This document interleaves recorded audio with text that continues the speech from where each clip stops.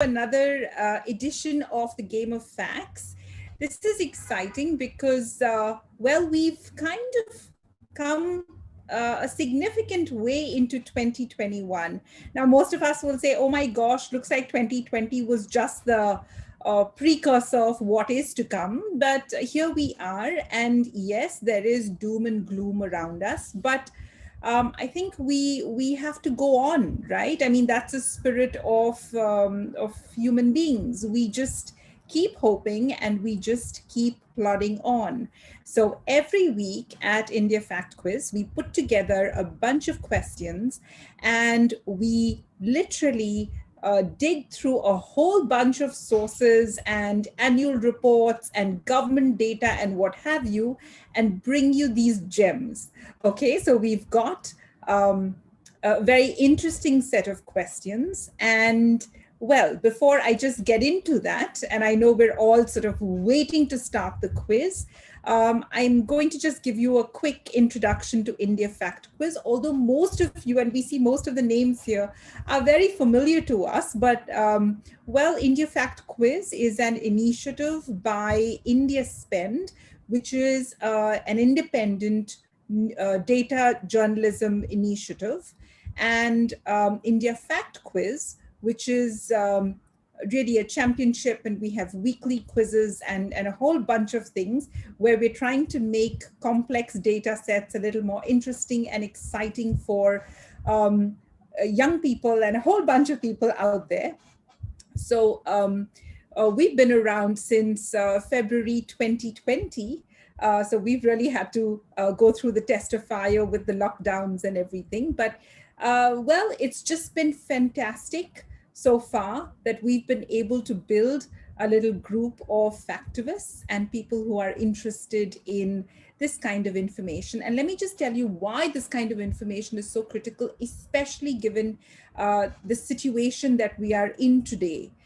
If, as a citizen, you have data, you have evidence, you are able to sift through opinion and look for actual data points, probably we would be in a very different situation.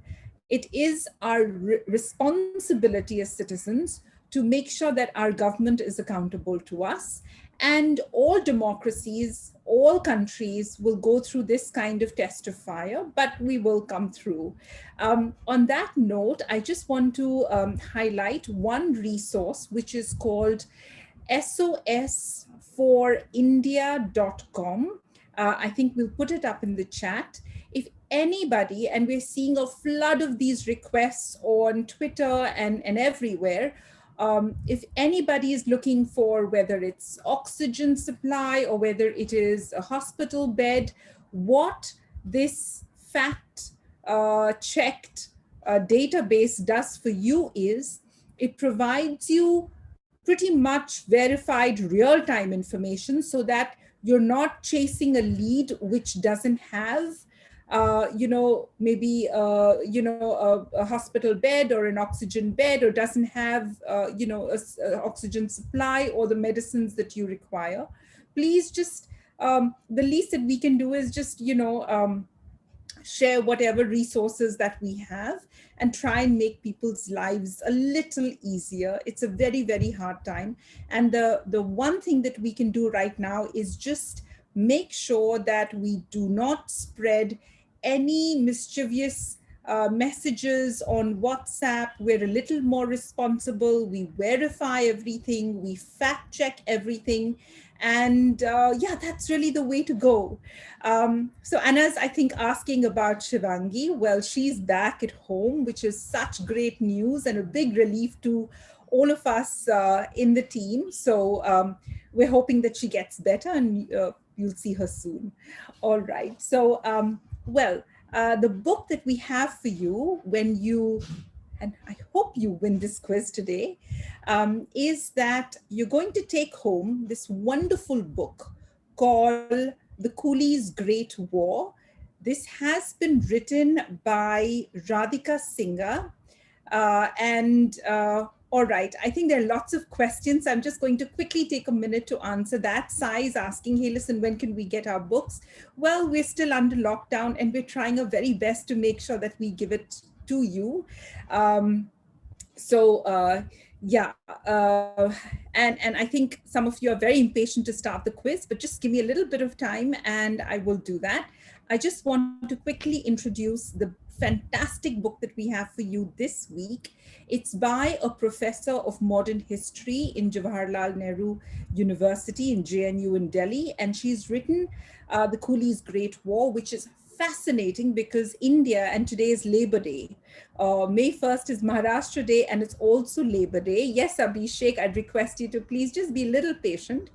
And this is a very important day because India actually sent 550,000 people to World War One. And it was on the backs of these people that the Allies fought World War One. They came back and they came back with Spanish flu, which spread across the country. And it killed the maximum number of Indians in the world. So there is always a connection coming back to the pandemic. Anyway, so this is a wonderful book. I'm sure you're going to enjoy reading it. It's a very brave attempt and a very spectacular attempt to bring to light something that has pretty much not been discussed about, not been talked about. Modern history doesn't recognize the role that India played in World War One. We were in the trenches, we were looking after construction, we were doing all the back-end jobs. I think on Labor Day, it's only befitting that we stake claim to what we worked so hard for. All right, so I hope you have logged into www.kahoot.it. Please put in the game pin. It's there in the chat box. We keep putting it in and just ask for it if you don't have it. Now, once you put that in, you're going to put your email ID, you're going to put the name that you want to be recognized by, and you're pretty much set to start the quiz. And if you've done that, you're going to see your name on the screen, and wherever you've logged in from, whatever device, you can just focus on that because the question is going to appear on that screen as well. If you have any doubts, you have your second screen on, or if you're toggling and you can manage to do that. I never can. All right, so with that, thank you all for joining. And now I'm going to share my screen and you're going to see your names appear on the screen, which tells you that you are in the game. Now, those of you who are figuring out and wondering whether you want to join or no, you still have 3 questions. The first 3 questions do not carry points and you can jump into the game whenever you like. All right, so with that, good evening, everyone. And I am going to share my screen. Aditya, Sumedh, Tushar, Arya, Amanat, Gargi, Yukta, Rohit, Shreyasi, Kartikeya, Rahul, Darshan. Well, you're a little late today, Darshan, but you're in quite well. Anuva, Naresh, Parisha, Adya, everyone, a very warm welcome. We'll keep plodding on as much as we can on India Fact Quiz, and you keep joining every week and quizzing with us. So with that, we're going to start with the poll questions, 3 questions, no answers, or rather no points for the right answer because there is no right answer. This is just to get you a little familiar with the format, and you can pretty much answer how many options you want. We want to know how the pandemic has impacted you. Has it made you fearless? Has it made you more vulnerable? For the first time, you're worried about your family? No, you're just the same, nothing can change you, or you feel like you've just mellowed down and gone a little slow. What's happened to you? All right, so I'm with 33 of you who've said, you feel evolved and you've mellowed down. I definitely have. And 27 of you rightfully have said it makes you feel just so helpless at times. You're literally at the mercy of a force which is beyond you, something that you can't even see. 20 have said it's made you fearless, and yeah, I think in a sense we've gone through so much. I think we're ready for anything that's gonna, come our way, any curveball. And 11 of you are very brave and have said, no, you're just the same. And that's fantastic too. All right. So we're going to go to the next one now. And this is another multi-select. Do you feel that we are at the end of the pandemic? It could be we are halfway through the pandemic, the third wave is yet to come. The worst is behind us, or the worst is yet to come. We haven't seen anything yet. And this is over now. I see light at the end of the tunnel. Like, okay, it can't get worse than this. All right. So 37 of you have said we're halfway through this pandemic. Really, really hope. I mean, that is an optimistic, actually, way of looking at it. 18 of you have said the worst is behind us. Well, yes, I mean, optimist. We really hope that that's the case. 28 of you have said the worst is yet to come. We haven't seen anything yet. And you have a very good point there, because they are expecting things to get worse before it starts to get better. And I think this time around, we probably just need to be a little more cautious and take heed to that.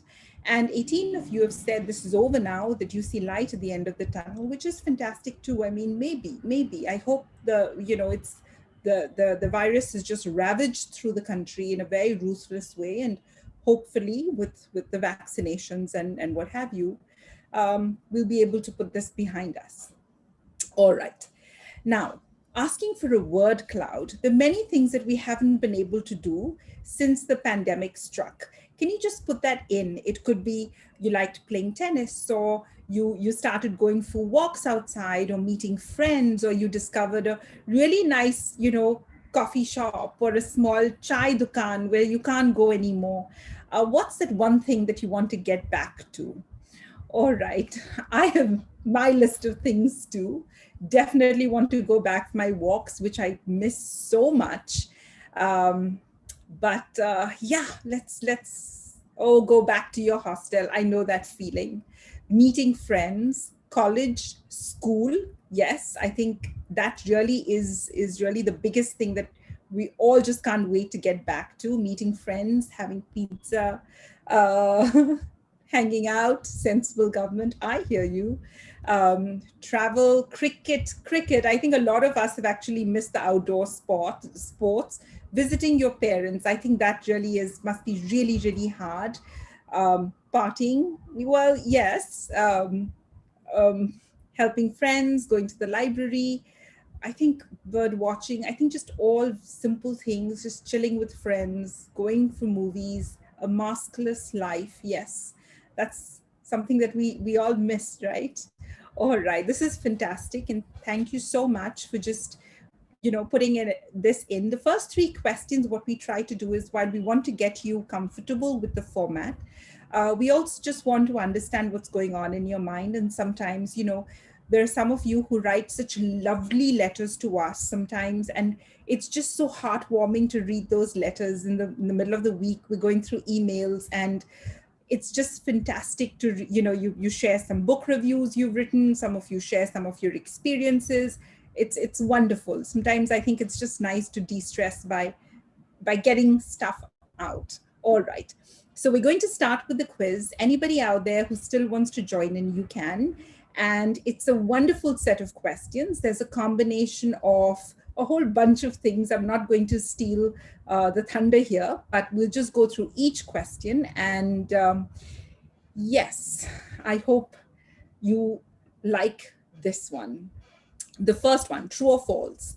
The wage per day for crushing 1 to 1.5 inch stones, okay, literally, is higher than the rate of breaking 3 to 5 inch stones. This is government wages, which is really taken care of under the labor ministry. So we're asking, all right, so 60 of you clearly do know something about crushing stones, which is fantastic. All right, so the smaller the stone, the higher the price, and the prices for a 1 inch to 1.5 inch stone, an entire day's work of crushing that small size of stones, is 2,642 rupees per day. However, as the size of the stone gets bigger, the wages come down, all right? So for a 3 to 5 inch stone, It's about 1,326 rupees per day. These are wages. And above that, it comes even lower to around 1,089 rupees. This is government data, which is in the annual report of the Labor Ministry. It's a very fascinating document, by the way. All right, now we'll have a look at the scoreboard. Nobody get too excited. Things are going to change very quickly. So it's Aman in the lead. Aman got the first answer right, and he was also very fast in putting his answer in, and therefore he's there. That's your spotlight, Aman, followed by Adit, Darshan, Bharat, and Kishore. All right, on to the next question, another true or false. Under the Maternity Benefit Act, women can avail of 26 weeks of paid leave. The same applies to women adopting babies. Is this statement true or false?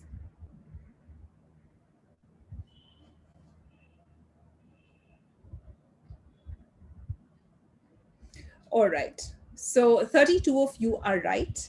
Under the Maternity Benefit Act of 1961, women can avail of 26 weeks of paid leave up to 2 surviving babies, is how they've mentioned it. However, women adopting babies, and they've called it adopting or commissioning babies, which I found really weird, is 12 weeks.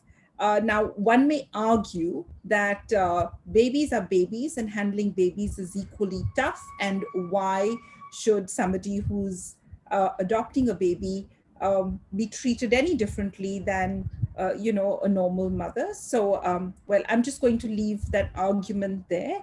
But this is what the Maternity Benefit Act of India says. And if we want to change it, well, why not? I guess we can. And if we're informed about it, I'm sure we're in a better place to do something about this. All right. And with that question, we saw a bit of a shift on the scoreboard. So it's Darshan, Adit, Sini, Aman, and Vinod. Okay, on to the next question. The median age at which Indian women marry, is it 18.4 years, 21.3 years, 17.8 years, or 22.3 years?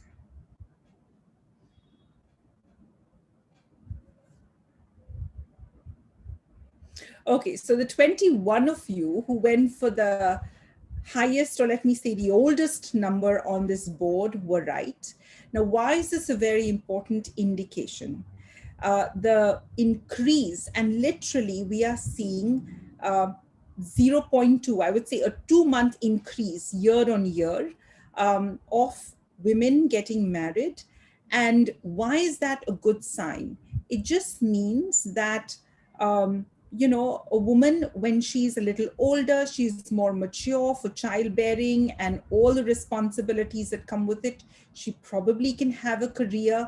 So actually having a higher median age of marriage is really a good sign that women are more progressive, doing well. We're doing other things beyond just what has been expected from us for centuries and generations. All right. So it's a very, very healthy sign.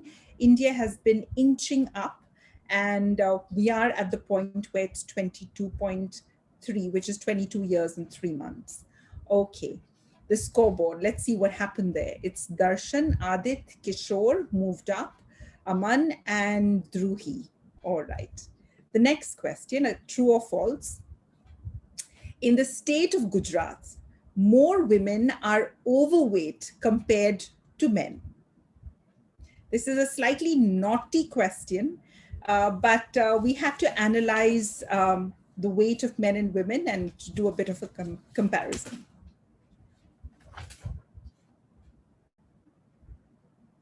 So 52 of you, I'm wondering, what were you thinking and what was going through your mind when you answered this question? I'm very, very curious. So if somebody's out there, did you know it? Because really, I didn't. And this appears in the National Family Health Survey number 5, which is the most recent one which has been put out. There was a bit of a delay in that survey coming out because of the pandemic, but they have put it out. And around 22.6% women in Gujarat were overweight, compared to about 19.9% of men. Now, we see a similar thing in Kerala, but that's a question for another quiz. I'm not going to divulge too much, but these are sort of very interesting inferences that we get. All right. And let's see what's happened on the scoreboard. Okay, a little bit of a shift. It's Adit now, and Darshan comes next. Kishore, Krati, and Vinod. With this question, Tanmay Chaudhary is the highest climber. Okay, another true or false. More women have enrolled for forensic sciences and criminology compared to male students at the undergraduate level. Is this true or is this false?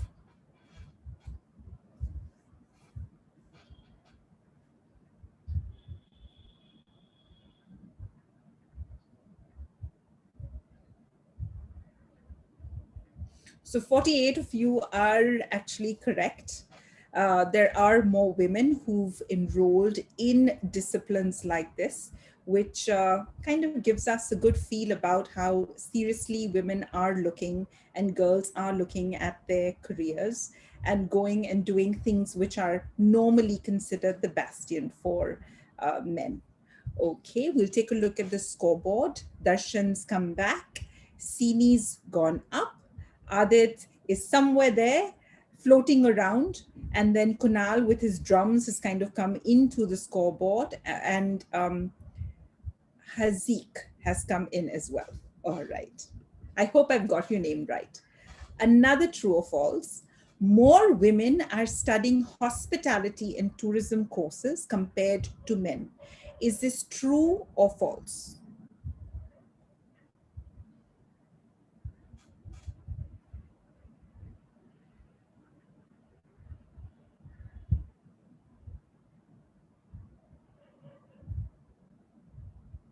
So 32 of you are right. As per government data, which has been collected in 2020, there are more men enrolled in hospitality and tourism courses compared to women.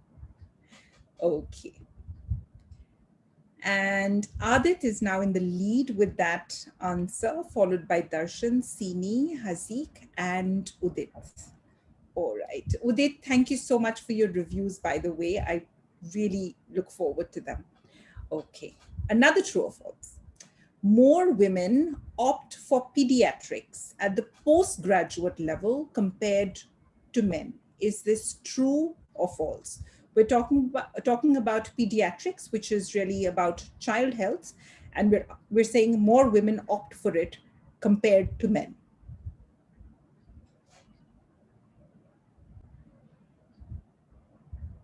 All right. So the 20 of you, I'm really wondering what made you choose that, because this came as a bit of a shocker to me as well.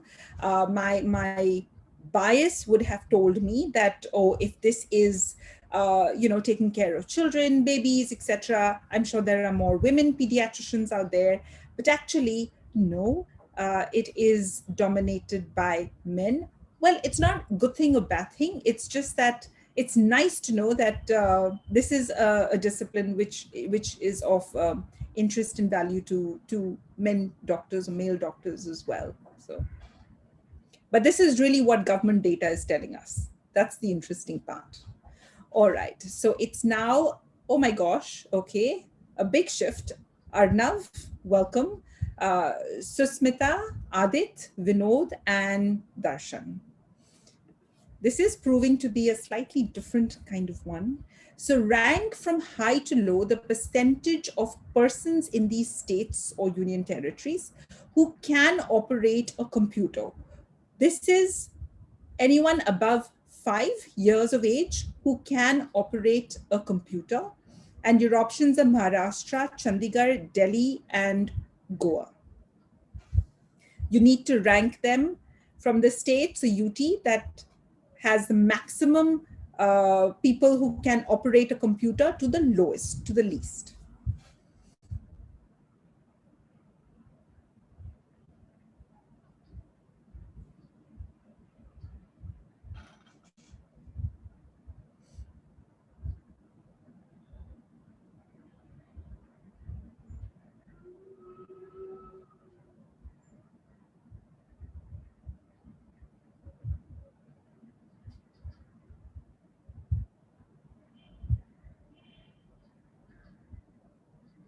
Okay, so this was a tough question, definitely. And I was also a bit gobsmacked when I saw the responses.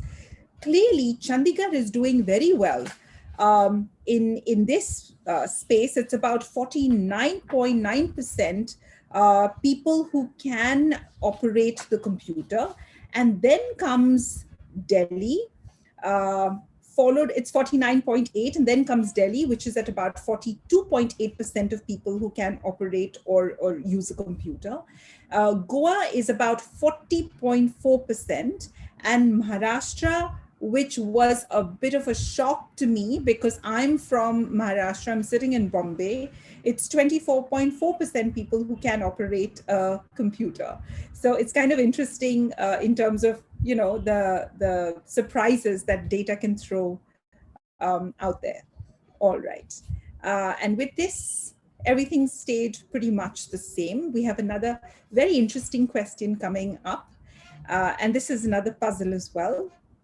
Rank from high to low the number of registered BD workers in these states. And your options are Tamil Nadu, Madhya Pradesh, West Bengal, and Uttar Pradesh.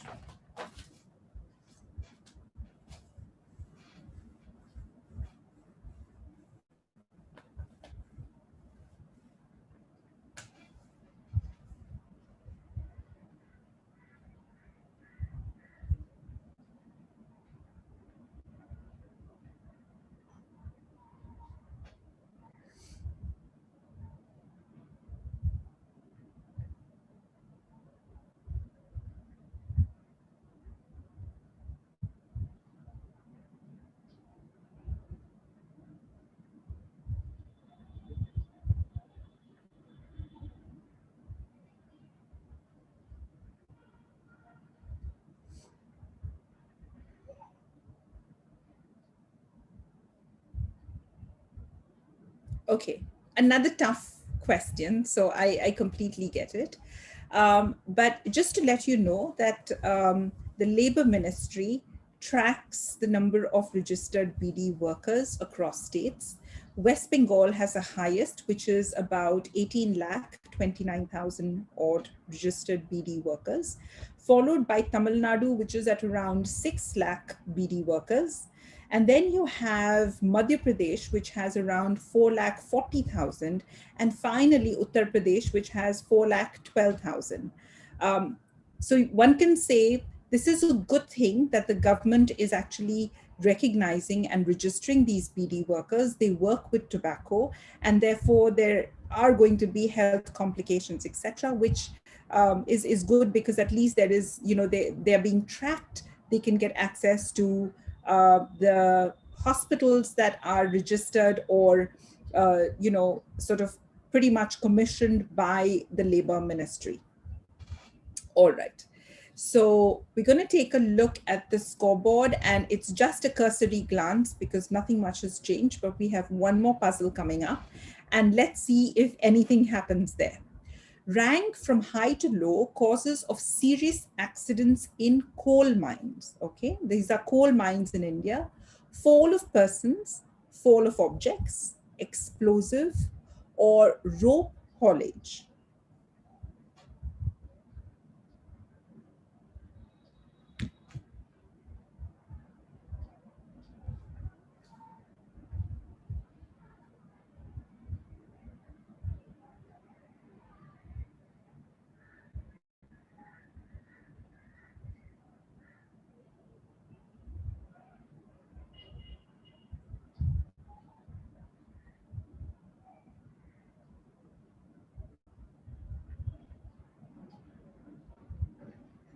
So we give you a little more time on questions like this so you can toggle and probably change things. But whatever you do, don't forget to hit the submit button.